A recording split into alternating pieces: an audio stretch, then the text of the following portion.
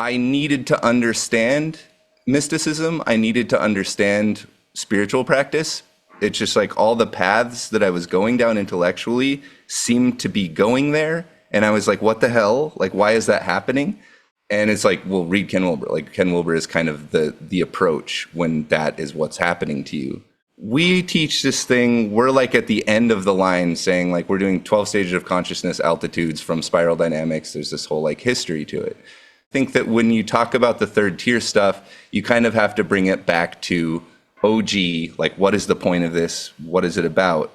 In Ken Wilber's first book, he wrote it like in his early 20s, and it was like a pretty big success after he had basically just washed dishes at a restaurant for like pretty good stretch of time while practicing meditation and like studying. What the model that he comes out with there is essentially the same idea as the 12 stages of consciousness, but it's more like 4. So this is where I propose like a mini model. This is like the atom mini model. You can mini model in any way you like. The idea is your personality that is wrapped around with an ego, that is wrapped around with a psyche, that is wrapped around with consciousness. So just a Venn diagram. Personality, ego, psyche, consciousness. In the medieval notion of a great chain of being, it was like matter, body, mind, soul, spirit. But those are religious, spiritual words. When I use the word psyche, it means the same thing as soul, but this is a misunderstanding where it's talking about the same thing. Most of your mind is invisible to you.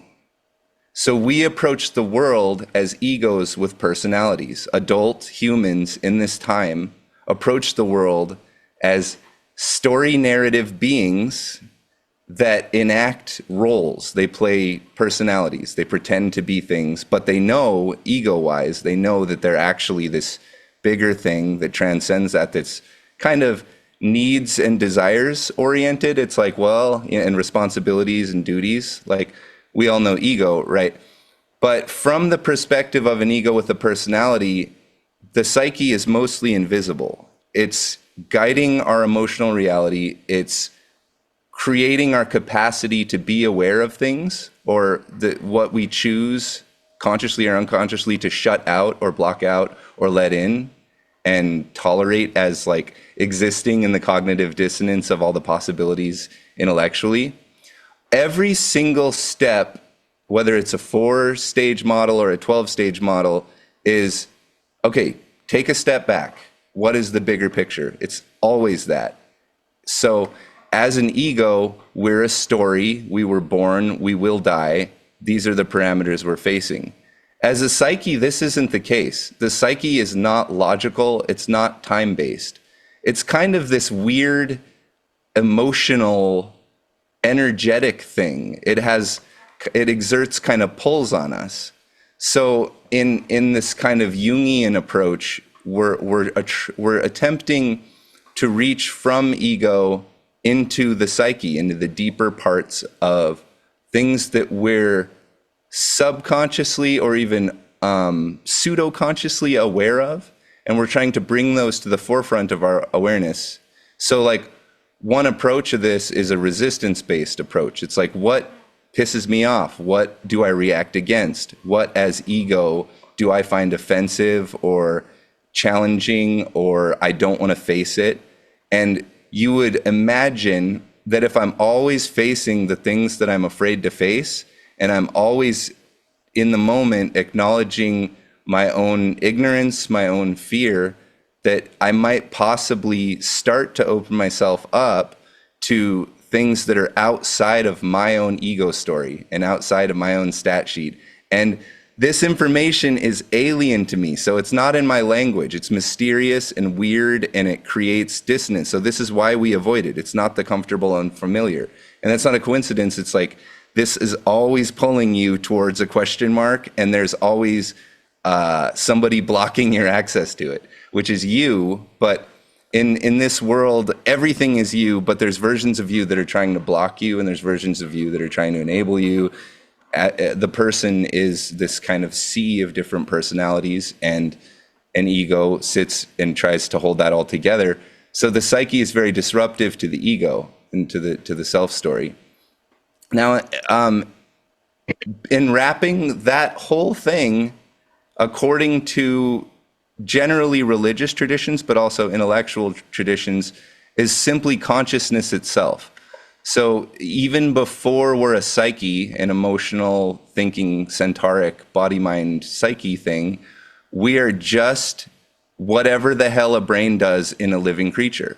Just this humming awareness that being a thing looking out through eyes, feeling skin, is itself the core of what we are. Like, before I have emotions, before I conceptualize things, I'm just the warm body that I am. I'm just the static hum or the cosmic microwave noise of consciousness itself.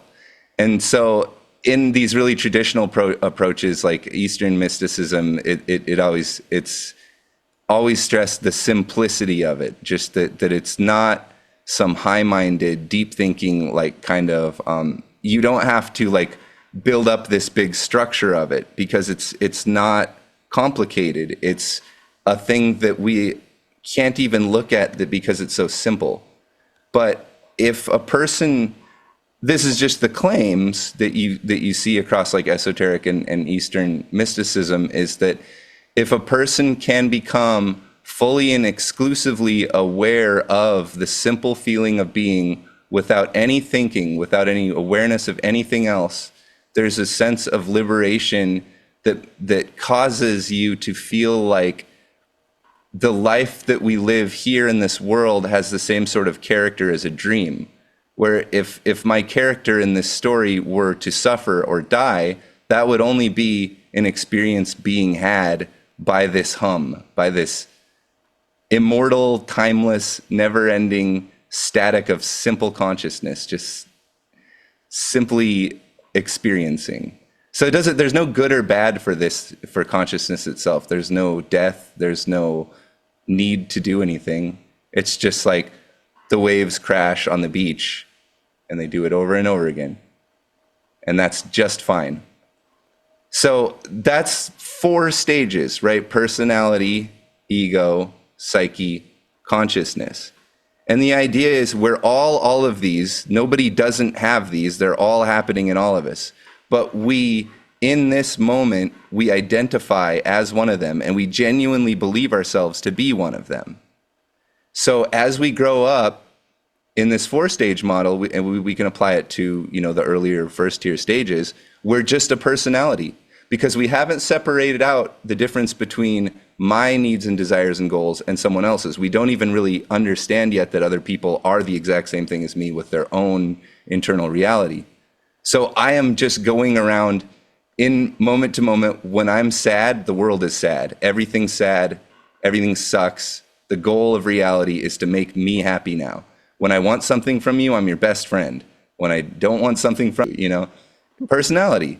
But when we grow up past that, we get to ego, and we can stand back from the personality and say, like, oh, you pissed me off, but I like you. Yeah, well, move on. That's ego. It's rational. It's bargaining. But the ego is still just a story. It's the history of your life and the things that you've learned applied to this moment and applied to an imaginary future that will happen one day. So there's nothing wrong with that.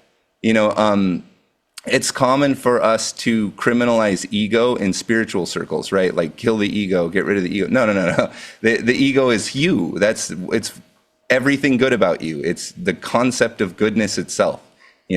So you don't want to get rid of that. You want to make sure that you know the difference between a personality and an ego, a role or a persona and an ego. So once those are differentiated, you're pretty much good on those levels. But because we're not aware of any other levels, we hang out as ego, we hang out as personality. We say, life is generally kind of meaningless. I'm just fulfilling like some story arc for my own satisfaction. And that's the deal. Meanwhile, we're guided by a psyche that is mostly invisible to us. We're not really sure what we're intuiting, but we have a question mark, and that's the thing that we can or choose to deal with. So apparently, throughout history, some people have, for whatever reason, felt driven to directly confront that mystery and make it the entire focus of their life. And this tends to lead towards meditation. Meditation is teaching yourself to stop telling the story of yourself, to stop extrapolating outward and trying to interpret the data into an ego, the information from your senses and from your past and from the themes that have arisen. You're trying to make a movie out of the thing instead of just experiencing the raw elements and allowing them to assemble themselves into new patterns, because you're getting smarter all the time. So you really don't want to hang out on your old archetypes all that long, because you're always getting smarter. You're always learning new archetypes. But there's an inflexibility. We don't like to relearn things. The feeling now, you never leave ego, let's say, because that's what the kind of the reality we experience. But if I want to get into that, I have to really be willing to just, in any moment you find your mind is racing, I do anyways, with the past and with the story and with the emotional valence of the things that have happened and what you're going to do about it. But it is possible to put that entirely away. And then you're faced with what exactly? These sort of emotional tailings, the environment that you're in, like the sensory information, the sights and sounds. And in this moment, your body feels a certain way, and maybe you should improve the way that it feels so that your mind works better. And then as your mind starts to work better, you want to clean up, improve that. So this stage that we're talking about here, you could call it centauric. It's kind of a funny word, but the idea is that I had described teal meme consciousness as going from a story arc, a written story arc, a narrative, just like a movie or something, to considering yourself a stat sheet for a character in a live action story. So this is to emphasize that question mark that we're approaching a mystery rather than a story. I don't actually know whether the person that I don't like is a villain or a hero.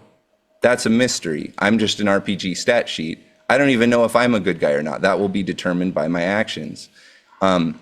Turquoise meme, you're starting to appreciate the diversity of stat sheets that exist, and that not everyone sees himself as a stat sheet, that you're interacting with ego stories, you're interacting with personalities that want things that don't even have ego differentiated, and you're also dealing with other people's entire psychic being, which will differ from yours substantially.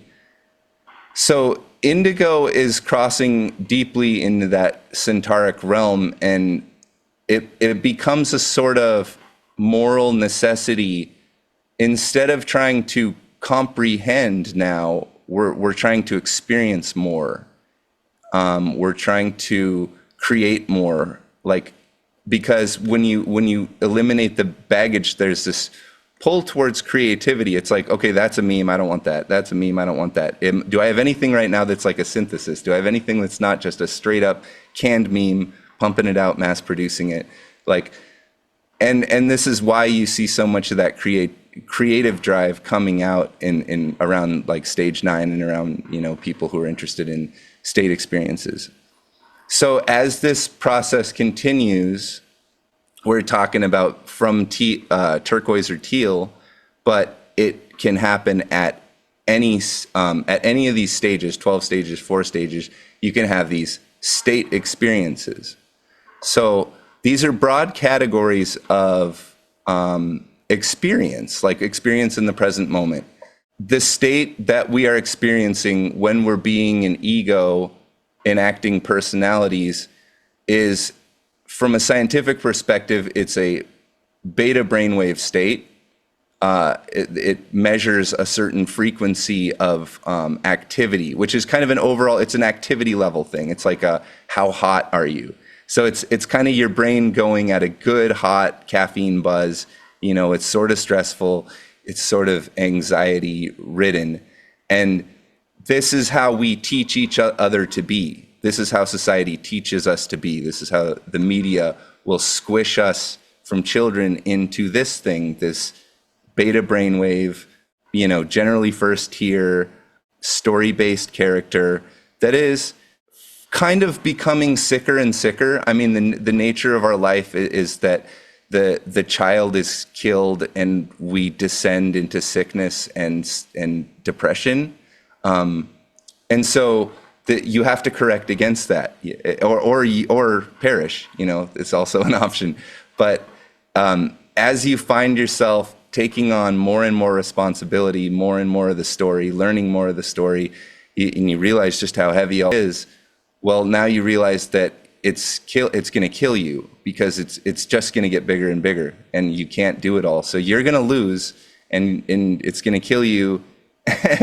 And this is what you have. This is what you have to work with. So for those people, they get kind of drawn in this direction. And to make a long story short, I like to say meditation is the best way to do it that I've found. It's the best approach. And you can try all these different things. You can try like group stuff and personal stuff and sexual stuff and intellectual stuff and just every different way of practicing spirituality or changing your state of consciousness. Do psychedelics, therapy. There's just all these different ways.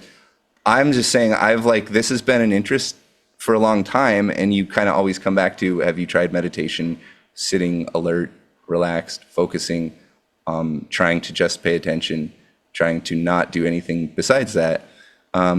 This seems to walk you through the stages of waking up. It's not just like you meditate and then like a switch is flipped, or you meditate and nothing happens. There is like a predictable course of meditation practices. They go through stages. But we don't want to necessarily confuse those with these stages of growing up. We don't want to confuse those with the altitudes. That comes later.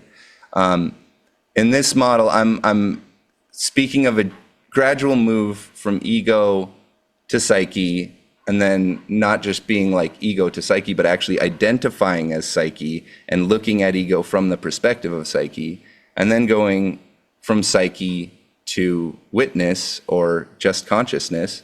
And, again, there's that arc where you're looking at it and then you move to it and then you're looking from it. Just like with all these stages, you see orange meme as external to you, you become familiar with it, then you adopt it, and there's this awkward growth process, then it becomes who you actually are. So what you find is the first state realm that you enter, if you meditate or if you're practicing states, will bridge that gap between mind and body. So again, the centauric thing that we're self-conceptualized. You aren't a mind or a body, you're a mind-body. You're both at once, and they interact with each other in a lot of important ways. And as we really integrate that perspective, there's also a dissolution of the self-environment division or boundary. So people report the what we're calling the psychic state, or the first state realm.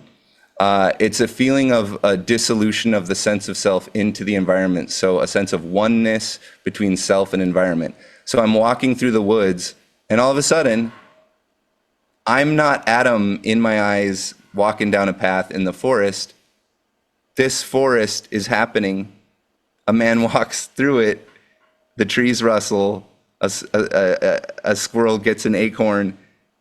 And it's not like a thought. It's actually how I'm seeing. It's actually how I'm perceiving this moment. So that's like nature mysticism. And it's really basic, right? I mean, this isn't a high-minded thing.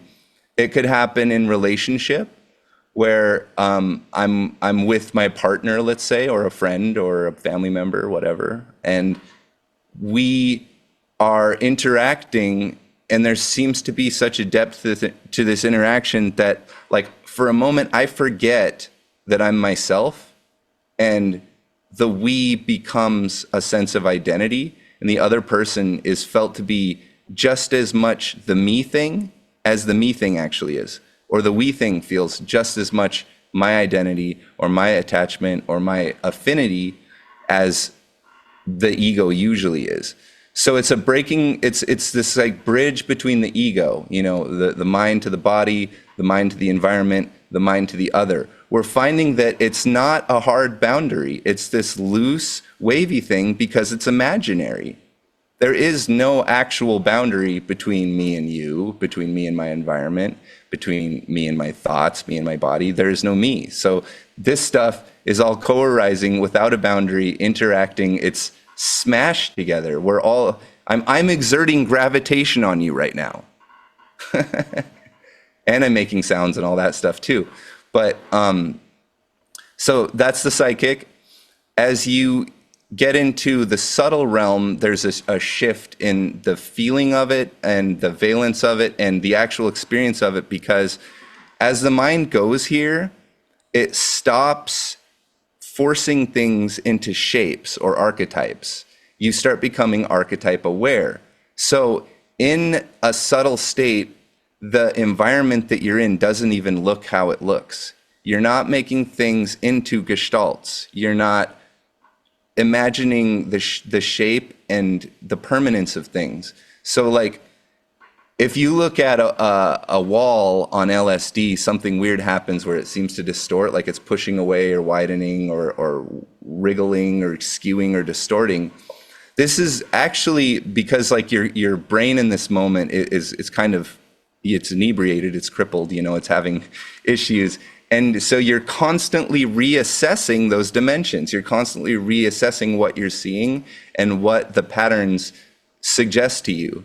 So that's actually what your brain is doing, but you don't see it because your brain makes it solid, makes it permanent, makes it not bending and twisting, even though it actually is. So it is, you can simply by meditating, by paying attention, you can start to feel your environment and other people in this way that has this infinity to it, an infinity of like archetypes and impressions and intuitions and stories. And as you explore yourself, as you just focus on the self, like what is the self or what is God or some object of focus, anything that you could choose as a focus, the simpler the better, is infinite in nature, and it suggests infinite possibilities for you to explore. That's kind of what the subtle mind is. That's kind of what the psyche is. It's this infinitely creative unfolding that it doesn't answer anything. It's just always unfolding infinitely, new archetypes, new creations. And in this state, if you're actually experiencing the state, there kind of isn't an environment around you, and there kind of aren't egos in it. It's like a dream. That's in the dream state, you are experiencing pure psyche as psyche, so it's a subtle state. And you can experience that while awake. You can experience your reality and the people around you without forcing a body to be here, without forcing an ego to be here, without solidifying your thoughts into ideas and notions. So that's kind of what subtle is, more or less, from in the way that I'm describing it. So that's the realm of psyche, and that covers the psychic and subtle state realms, or stages of state work, which is really confusing. But again, it's not indigo, violet, ultraviolet, clear light. These are states or waking up. Okay, causal is the root of the causal word is actually just the most subtle. So it's like subtle taken to an absolute. So this is where we're crossing that boundary into pure consciousness. Consciousness has no form. It's empty. There's nothing in it. There's no thoughts. There's no body. There's no mind. Nothing's happening. It's the way the universe was before the universe was created. And you were there, let's just say, because you're there now and you're thinking about it, there you are. So here we are at the beginning of time, because before I start to make all this stuff around me, that's the experience that I have. It's just primal, the feeling of being consciousness. We almost never experience this directly because we only experience this when we're asleep. It's a very unconscious experience. So it takes this really difficult, arduous spiritual practice to get to the point where you can be awake and alert, paying attention, and experience a pure delta brainwave state without the ego being generated or even the environment being generated. It's like I'm sitting here with my eyes, maybe shut, that you see that I'm awake, and in my experience, there is actually nothing happening except I'm here. That's a difficult thing to do. You don't know a lot of people that do that while not fully asleep. And when a person gains the ability to do this, they will also tend to naturally be present while they sleep. So throughout the night, they're still there. They don't go away. Everything else does. But the I amness stays there. And that to me is like the most scientific way to determine what they call enlightenment, an arhat, or someone who regularly accesses a causal witnessing state, is they should at least to some extent experience being present in a deep sleep state or entering a causal state from a waking state. Okay, then the last state realm is non-dual, which is, it's kind of the way the second stage thing. It's an integration of that causal reality into all the other stages. So that sense of I am nothing but the experience of being the witness of creation is kept intact while I'm going down to Red Meme to get into a fist fight, or while I'm doing a TED talk about teal, right? So whatever's happening, the causal witness is still there and still creating to some extent. That's my understanding of non-dual, and an integration of consciousness with personality, ego, psyche. Because the causal sage who's just focused on that stage 11, they're not participating in this environment and in these social structures. That's kind of dumb. Like, they just quit. So you go to nirvana. Nirvana's heaven. You're gone. You're not in the world anymore. You're done. You're in the afterlife. That's no good. That doesn't help us much. But it's good that that's an option. That's something you can do, because you are suffering and you will die. You can be free of that. Those are the noble truths.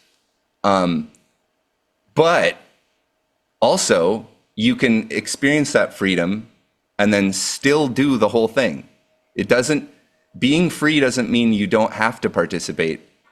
Or actually, it means you don't have to participate, but it means you can participate. Or not. So you can go into your cave and disappear from reality, but this non-dual thing, as I understand, or the more bodhisattva path, is trying to integrate all these things together, to still be a sage while returning to the marketplace with open arms. And that seems to be a much more socially valuable thing. We don't know yet. So those are the state categories. So you can access these states, you can get better and better at it. If you get good enough at it that it's a trait, so you're like, hey, Adam, go into the subtle right now. I'd be like, okay, here we go. And like 5-10 minutes, I would be cooking up dream imagery. And I could tell you like, well, I saw a black horse chess piece. And it kind of, I'd tell you this whole thing that happened because I went into the subtle and I grabbed. Now I could make that up, but I could also do that. And so that's a trait then. That's a state stage or a state structure. Still not on altitudes, right? Now the claim of altitudes is that those state structures will be the growing up stages. And that's a hot take.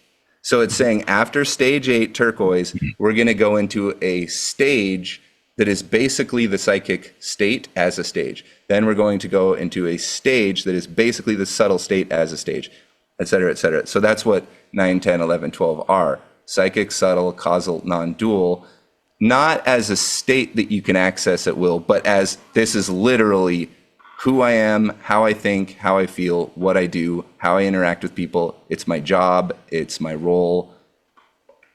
And that's why we say these are not cultural realities. These don't exist in the world. It's also why we say that it's speculative.